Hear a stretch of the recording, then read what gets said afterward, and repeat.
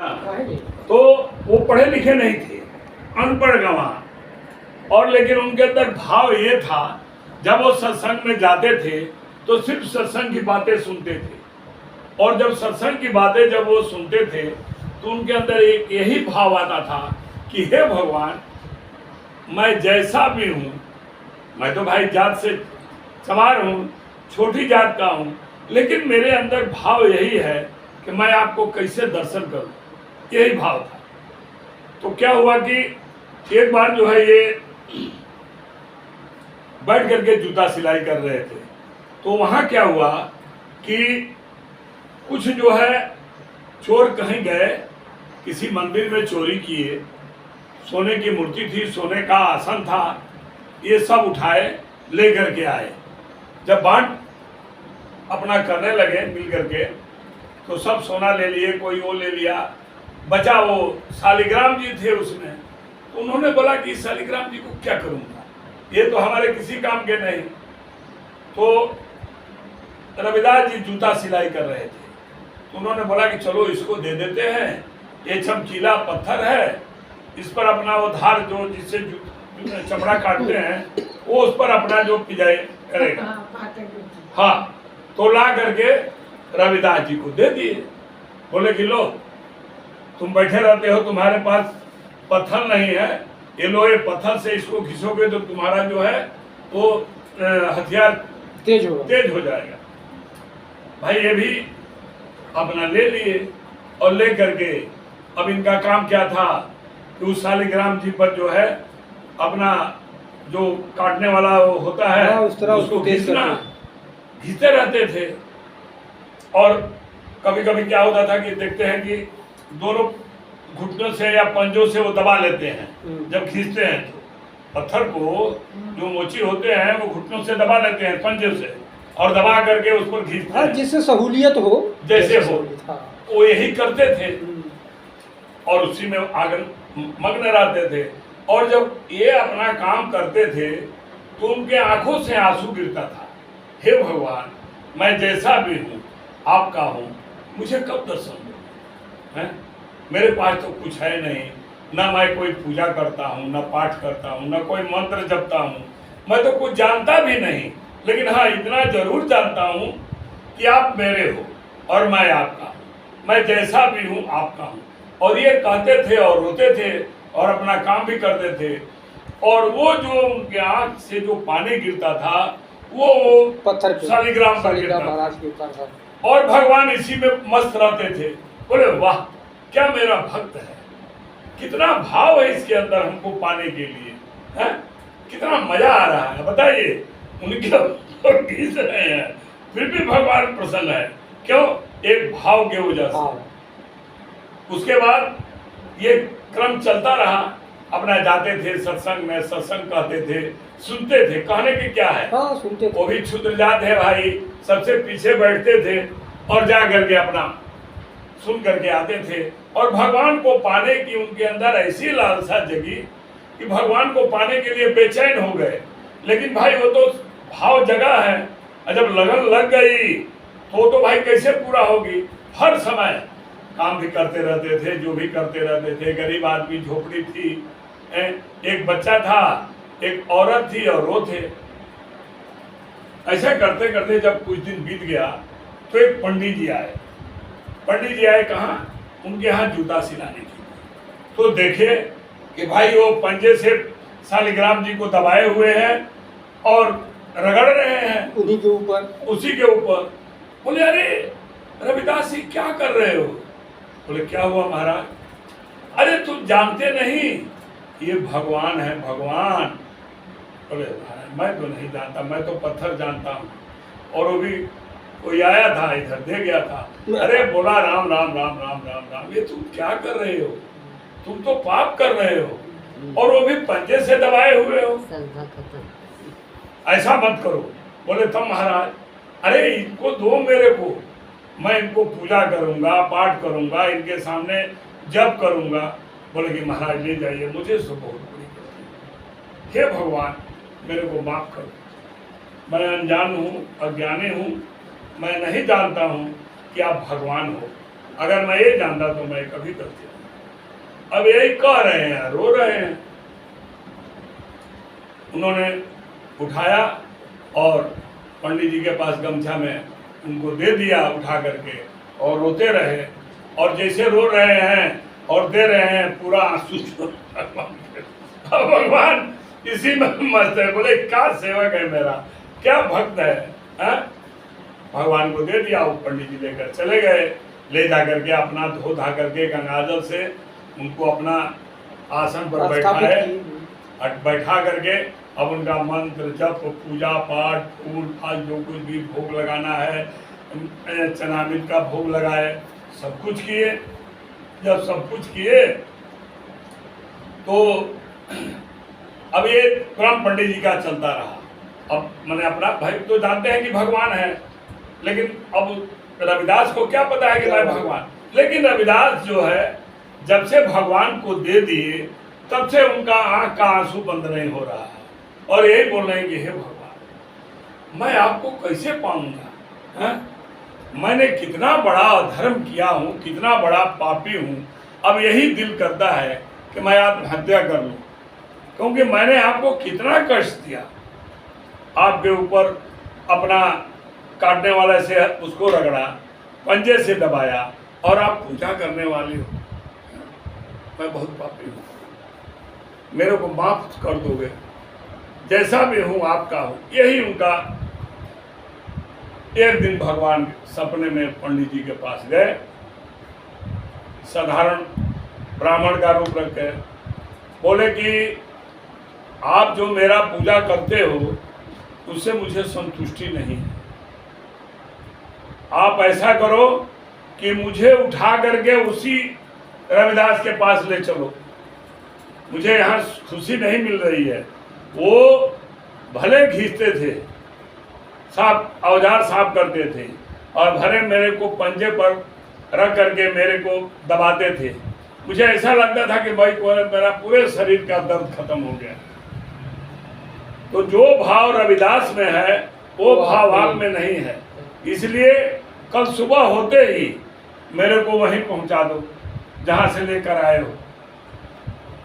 और पंडित जी उठे, और पंडित जी व्याकुल,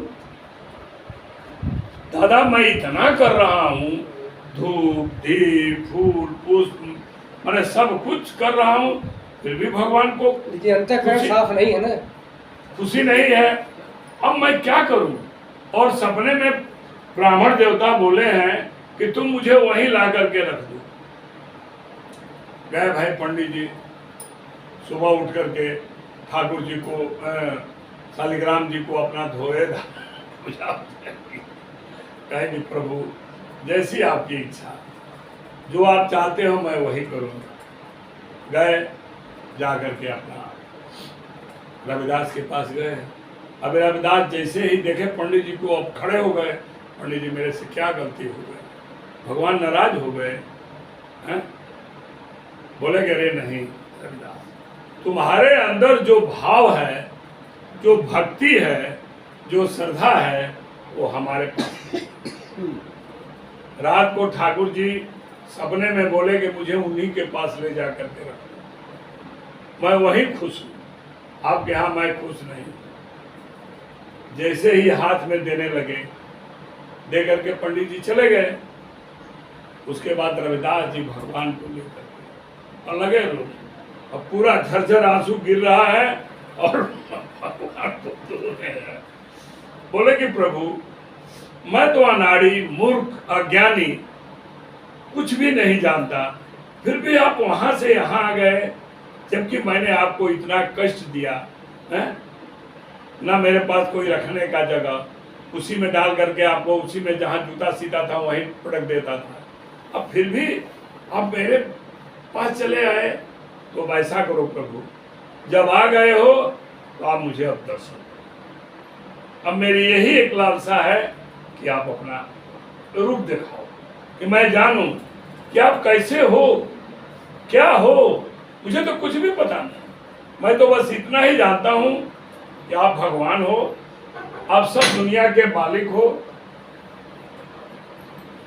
आप सब सृष्टि के संचालक हो, इसलिए प्रभु एक बार अगर आप मुझे अपना मानते हो, मुझे भक्त मानते हो, मेरी पूजा से खुश हो, मेरे भाव से खुश हो, तो एक बार प्रभु मुझे अपना दर्शन बस, और मुझे कोई इच्छा नहीं। तब मैं जानूंगा कि आपका प्रेम मेरे प्रति है, आप मुझे सच्चे दिल से मानते हो। अब लगे पुकार करने, सुबह से शाम हो गया, भगवान कहाँ प्रकट होते हैं। लास्ट में उन्होंने कहा कि ऐसा है कि अब आप नहीं दर्शन देंगे तो मैं यही समझूंगा कि मेरा भाव जो है झूठा है और मैं आपका भक्त झूठा हूं, अब मैं इस शरीर को ही खत्म कर दूंगा। जब ऐसा शब्द कहने लगे तो भगवान उसी शालिग्राम में से प्रकट हो गए और बोले कि रविदास, मैं तुमसे बहुत प्रसन्न हूं, मुझसे जो मांगना है मांगो। बोले कि प्रभु मुझे कुछ नहीं चाहिए, बस इतना ही कृपा करो कि मेरा भाव ये बदले नहीं। जो आपसे मेरा भाव लगा हुआ है, जो प्रेम लगा हुआ है, जो मेरी लगन लगी हुई है, वो लगन में कोई कमी ना हो, वो बढ़ती ही जाए। बोले यही हो। और इस प्रकार रविदास जी भगवान का दर्शन किए, क्योंकि हम सत्संग में आते हैं, पूजा पाठ करते हैं, लेकिन क्या होता है, दिखावा होता है। जब भाव आ जाएगा भगवान के प्रति कि ईश्वर है, वो हमारे पास ही है, हम में है, जो कुछ भी हो रहा है सब उन्हीं की कृपा से हो रहा है। जब इस तरह के भाव आएंगे तो हमें ईश्वर के दर्शन में कहीं दूरी नहीं है, वो हर तरह से हमारे साथ है। लेकिन क्या है कि हमारा भाव नहीं जगता है, करते हैं क्षणिक के लिए, और जब श्रद्धा और भाव आता है तो क्षणिक के लिए नहीं आता, वो परमानेंट आपके पास अस्थायी रहेगा, न उसमें कोई कमी होगी न उसमें कोई खोट होगा। तो इसीलिए अपने भाव को, अपने प्रेम को ईश्वर से जोड़ना ही हमारा परम धर्म है, और यही मनुष्य जन्म का जो है यही सब कुछ है। सार जो है मनुष्य जन्म का यही है। मान लीजिए कि भगवान ने हमें कृपा करके मनुष्य जन्म दे दिया, ठीक है, पढ़ाई किए, लिखाई किए, नौकरी पाए, शादी हुआ, बाल बच्चे हुए, सब ईश्वर ने हमें दे दिया है। अब क्या है, जो मेन काम है, जिसके लिए हमें भेजा है, उसके साथ साथ में हमें हर सुविधा दिया, सब सुविधा दिया, घर, मकान, पेंशन, रहने के लिए, आगे के लिए भी सब कर दिया। अब तो भाई कम से कम चेतो, अब तो उसको सोचो कि हे प्रभु आपने सब दे दिया, बीवी बच्चों की शादी हो गई, सब परिवार कुशल हो गया, अरे अभी हम लगे हुए हैं तो भगवान क्या करेंगे भाई? कहेंगे चल बेटा, जैसे मान लीजिए कि कोई बहुत बड़ा इंजीनियर है, उसको देश ने भेजा विदेश में कि जाओ भाई तुम वहां जाकर के ये काम करना, ये जो हम तुम्हें टास्क दे रहे हैं वो टास्क तुम्हें करना है, और साथ में तुम्हें हम हर सुविधा दे रहे हैं। 5 साल के लिए तुम चले जाओ वहां, 5 साल में जाकर के ये काम पूरा करके आ जाओ, और साथ में तुम्हें रहने के लिए घर, बीवी बच्चों को पढ़ाई के लिए सब खर्चा सब हम वहन कर रहे हैं, लेकिन वहां जाकर के सही काम करना। इंजीनियर चला गया, वहां जाकर के वो अपने ही काम में मस्त हो गया, जो टास्क सरकार ने दिया था उस टास्क को तो पूरा नहीं किया। 5 साल के बाद उसको वापस भारत बुला लिए, तो भारत के जो भेजे हैं जो अधिकारी, वो तो उससे पूछेंगे ना भाई कि तुम गए थे तो अपना काम क्या पूरा किए कि नहीं, तो बोलेगा कि नहीं, तो बोले कि इतने दिन में तुमने काम नहीं पूरा किया तो तुम दंड के अधिकारी हो भाई, तुमको हमने हर सुविधा दिया, सब कुछ दिया, और उसके बाद भी तूने काम पूरा नहीं किया, तो चलो भाई अब दंड भोगो। वही हाल है हमारा, और कुछ नहीं है। ये हम विदेश में आए हुए हैं, और इस विदेश में आने के बाद भगवान ने हमें हर सुविधा दिया, सब कुछ दिया, उसके बाद भी हमको भगवान का भजन करने में, भगवान से प्रेम करने में हमको दिक्कत हो रही है।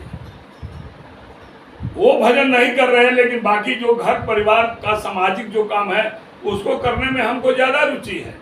नहीं भाई ये नहीं करूंगा तो मेरा नाती कैसे करेगा, भाई उसके लिए जमीन, अरे भाई तूने तो सब कर दिया, जितनी जिम्मेवारी तुमको मिली थी उतना पूरा कर दिया, अब उसके बाद भी तुम उसी में लपटे हुए हो और उनको भूल गए हो। जो सब काम मिला है अस्तित्व का, जो काम करने से तुम्हारा परम धर्म है, उद्धार होगा, जिससे कल्याण होना है, सतमार्ग पर जाना है, वो कर्म को तो तूने छोड़ दिया और लगे कहाँ हो ये भी कर लूं, वो लड़के के लिए ये तो प्लाट ले लिया, दूसरा भी रख के दूं भाई।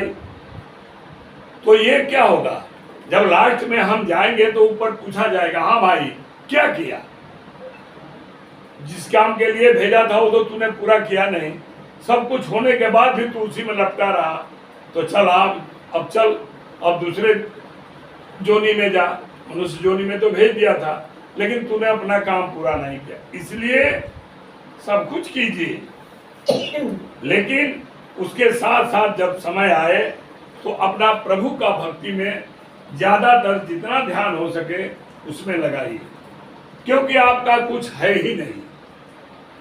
अगर किसी को आजमाना है तो शमशान में चले जाइए और जाकर देखिए कि बड़े बड़े ज्ञानी, विज्ञानी, इंजीनियर, डॉक्टर सब राख पड़े हुए दिखाई दे रहे हैं, क्या था।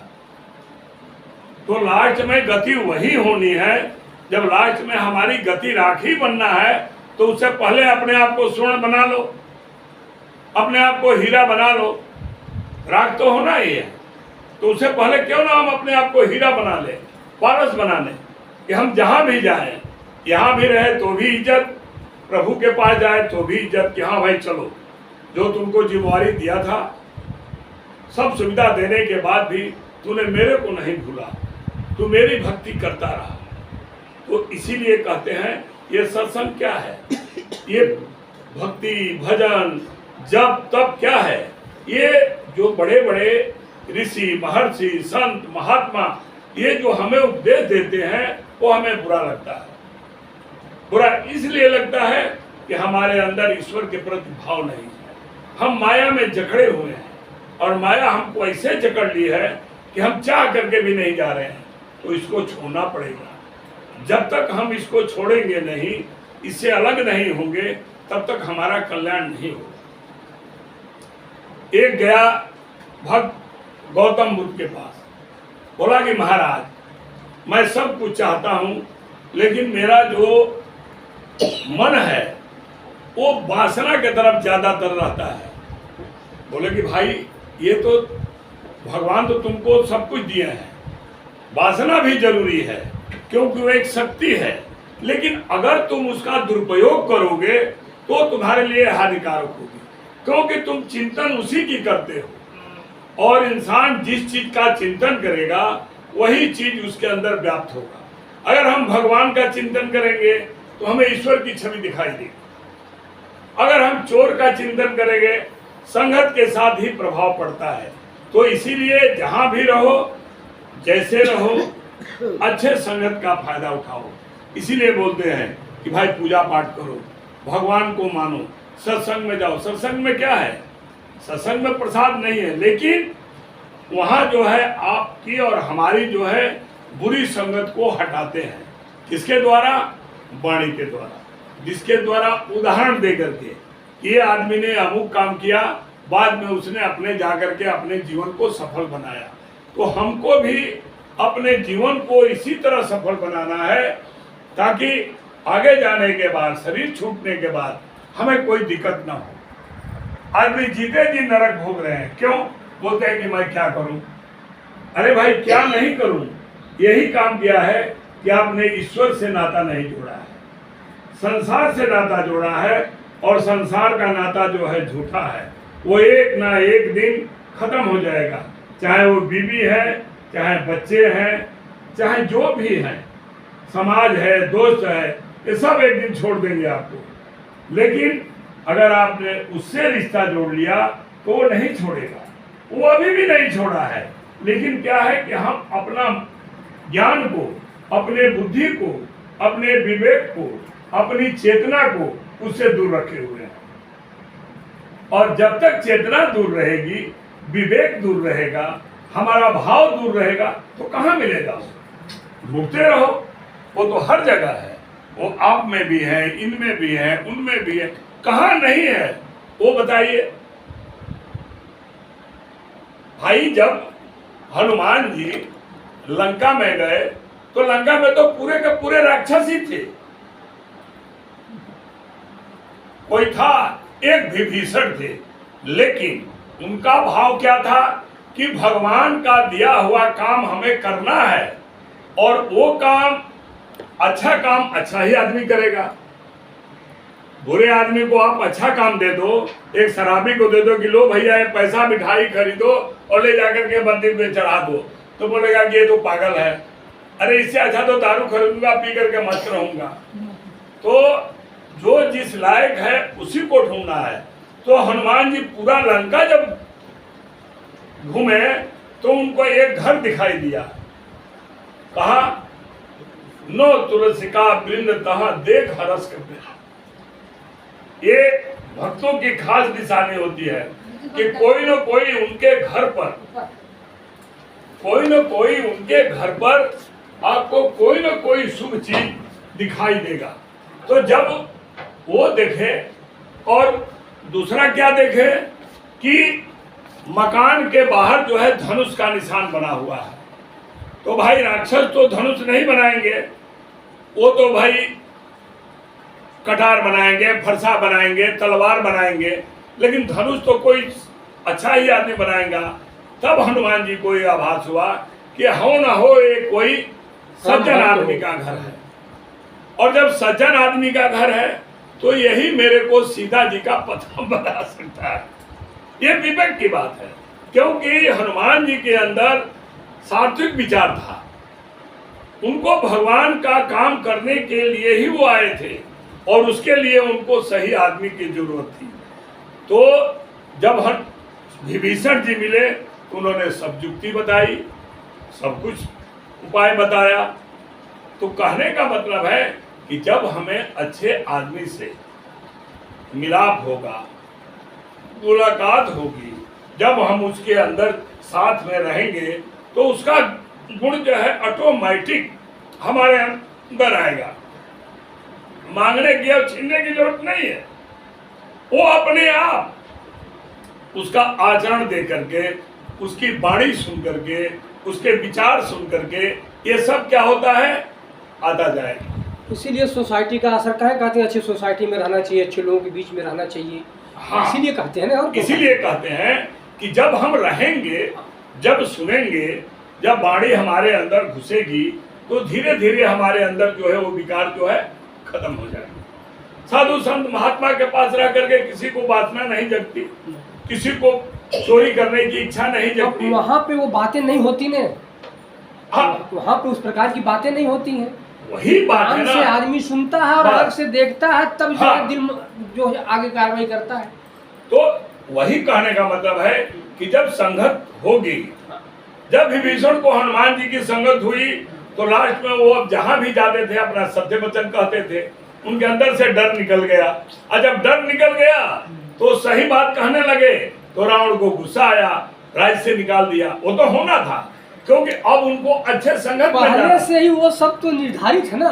बस तो कहने का मतलब है कि हमें जो है बुरों का साथ छोड़ करके अच्छों के साथ रहना है। भाई आप जा रहे हो रास्ते में और बबुल का पेड़ है, आप उसको कितना भी प्रेम से छुओगे तो भी वो चुभेगा, क्योंकि उसका स्वभाव है, उसका गुण वही है, उसका गुण वही है।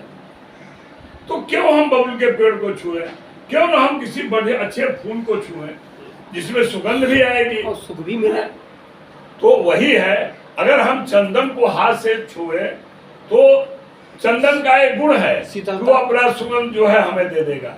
इसी तरह संत महात्मा का एक गुण है कि जब आप उनके नजदीक जाओगे तो वो अपने वाणी से, अपने व्यवहार से, अपने चरित्र से, अपनी चेतना से आपके अंदर जो है सुगंध फैलाएंगे, और वही सुगंध जो है आपके अंदर के दुर्गंध को हटाएगा। इसलिए जहां भी रहिए अच्छे का संगत कीजिए और अच्छे का संगत ही हमारे जीवन का उद्धार करने के लिए है। रामायण गीता हम क्यों पढ़ते हैं? क्योंकि उसमें जो चीज लिखा हुआ है वो हमारे अंतःकरण में, हमारी आत्मा को अच्छा लगता है। कोई कोई बात हमें बहुत अच्छा लगता है, हम खुश हो जाते हैं, मन प्रसन्न हो जाता है। और कोई कोई बात सुनते हैं बाणी तो मन खिन्न हो जाता है। हर समय मन दिमाग में क्या कह दिया, तो वही होता है। जैसा खान वैसा पान वैसी वाणी।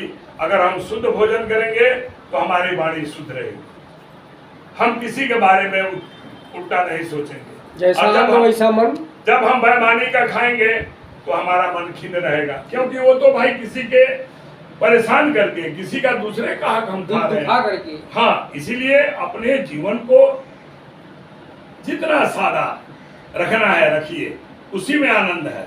क्योंकि जितने हम बढ़ावा की तरफ जाएंगे उतना ही हमें तकलीफ होगा, उतने हमें परेशानी बढ़ेगी। आजकल क्या है, सब मिलने के बाद भी लोग अशांति में घूम रहे हैं, चैन नहीं है। पैसा रुपया लाखों पड़ा है बैंक में, फिर भी टैबलेट खाकर सोते हैं। क्यों? मन में संतोष नहीं है। अच्छे लोगों की संगत नहीं है। संगत क्या है? दुष्टों की, दुर्जनों की, सिर्फ लूटने वालों की। तो भाई जब लूटोगे तो लुटाओगे ही, लूटे जाओगे। यहाँ नहीं लूटे जाओगे, वहां लूटे जाओगे। तो इसलिए वो लूटे जाते हैं, वो दिखता बेशक न हो, होता है। तो अपने आप को शांत रखिए। सरोवर कितना शांत, समुद्र कितना शांत रहता है, समुद्र के माफिक शांत रहिए। और अपने आप को जितना हो सके ईश्वर से लगा लीजिए। कोई जरूरी नहीं है कि दिखाने के लिए 10 लोग खड़े हैं, जाकर के लगे रामायण पढ़ने, जाकर लगे और मन में तो कुछ और है। मन को एकदम साफ, जहाँ साफ रहेंगे वहाँ आपको हर चीज, ईश्वर कहीं भागे नहीं है। इसी जन्म में आप अपना कल्याण कर सकते हैं। बस उस परम पिता से उनको अपना दोस्त मानिए, चाहे सखा मानिए, चाहे पति मानिए, चाहे माता पिता मानिए। जो रिश्ता रखना है आप रख सकते हैं, आप फ्री हैं। और वो हर रिश्ता को आपको कबूल करने के लिए तैयार बैठे हैं। बस हमारा भाव सच्चा होना चाहिए, हमारे अंदर श्रद्धा होना चाहिए। और जब ये चीजें हमारे अंदर प्रकट हो जाएंगी तो आपको रिश्ता कोई भी रखिए, वो हर रिश्ता को अपनाने के लिए तैयार, जो आपके लिए अच्छा हो, सुटेबल हो, वो आप रिश्ता जो रखिए। अर्जुन सखा का रिश्ता रखा, उनका भी कल्याण हुआ। शिवरी पुत्र का रिश्ता रखी तो भगवान को जूठा बैर खिला रही है। पुत्र का रिश्ता था ना भाई। एक माता अपने बच्चे को क्या करती है, मुंह में काटती है, देखती है कि ये मीठा है तो बच्चे को देती है, ले बेटा ये खा ले। उनका भाव तो जूठा खिलाने का नहीं था, खट्टा न कहीं चला जाए मीठे की जगह पे। तो पुत्र का भाव था ना भाई। हाँ। भगवान का भाव नहीं था। कोई भगवान को जूठा खिलाएगा? कोई नहीं नहीं। तो पुत्र का भाव था, भाई मेरा लड़का आया है, इसको खट्टा ना खिलाऊं, इसको मीठा खिलाऊं। तो पहले खुद खाती थी, जो खट्टा मीठा खिलाती थी। और भगवान भी देखिए उसी भाव से खा रहे हैं, बेटे के भाव से, पुत्र के भाव से। माता ही कहा है ना। तो कहने का मतलब है कि हम जिस भाव से करें। मेरा पति रूप में मानी थी, मेरे तो गिरधर गोपाल दूसरा न कोई, तो पति भाव से पूज रही थी। तो कहने का मतलब है, विदुर की पत्नी देखिए, हाँ, केला का छिलका खिलाई जा रही है, फेंकी जा रही है। ये भाव होता है। छिलका मुंह में डाल रही है, मुर्दा नीचे। भगवान खा रहे हैं। विदुर जी आए और कह रहे हैं क्या कर रही हो, और प्रभु कितने प्रसन्न है, क्योंकि भाव के भूखे हो। वही बात है, वो भाव के भूखे। ईश्वर हमारे भाव को देखते हैं कि तुम्हारा भाव क्या है, कैसे तुम मेरे को पूछते हो। भाई जैसे पूछोगे मैं वैसे ही रहूंगा। अगर भाव से पूछते हो तो मैं तो भावुक हो जाऊंगा। और जब मैं भावुक हो जाऊंगा तो मैं तो तुम्हारे पास रहूंगा ही, मैं तो तुम्हारा गुलाम बन जाऊंगा। तो यही है। जय सच्चिदानंद। ये बहुत बड़ी लंबी कहानियां, ये सब जितना इसमें घुसते जाए हम, देखिए देखिए। चलिए कोई बात नहीं, बढ़िया। अच्छा, अब देखिए ये नींद कैसे आती है, क्योंकि मन को शिथिलता होती है। मन के अंदर जो आत्मा है वो आत्मा शांत हो जाती है। और जब आत्मा शांत होती है तो आदमी को निश्चिंत हो जाता है। ये नींद बुरी नहीं है। ये इसका मतलब ये है कि जो चीज यहाँ चल रही है वो आत्मा जो है उसको ग्रहण कर रही है।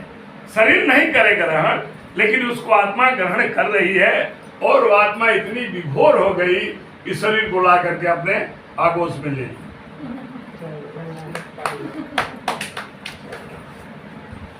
Yes.